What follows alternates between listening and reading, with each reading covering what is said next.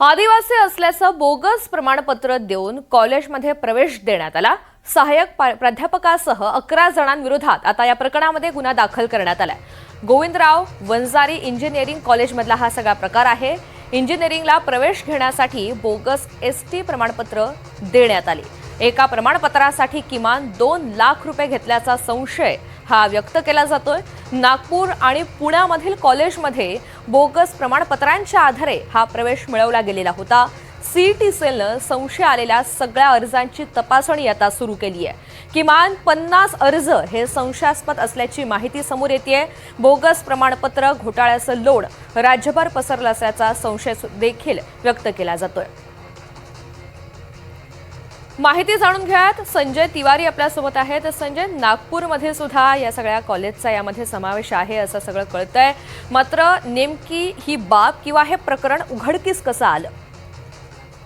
हे नुकतंच उघडकीस आलेलं आहे आणि या प्रकरणामुळे महाराष्ट्राच्या आदिवासी विकास विभागामध्ये अत्यंत खळबळ माजलेली आहे। आपल्याला माहिती आहे की अभियांत्रिकी कॉलेजमध्ये मोठी फीस असते, पण आदिवासी जर आपण असल्याचं दाखवलं तर फीस मध्ये सवलत मिळते आणि कॉलेजला फीसचा त्या भागाचा परतावा सुद्धा मिळतो। आणि नेमक्या याच सवलतीचा फायदा उचलण्यासाठी आदिवासी नसलेल्या विद्यार्थ्यांनी बोगस आदिवासीचं प्रमाणपत्र दिल्याचं आता उघड झालेलं आहे।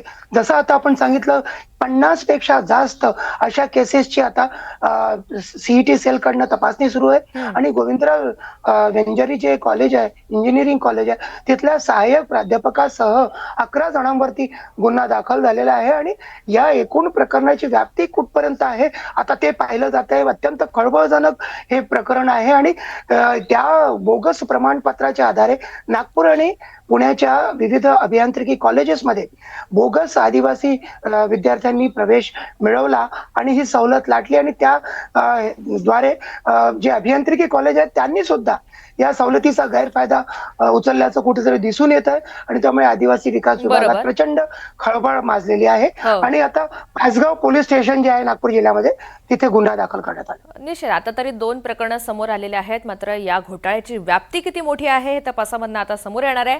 धन्यवाद माहितीसाठी।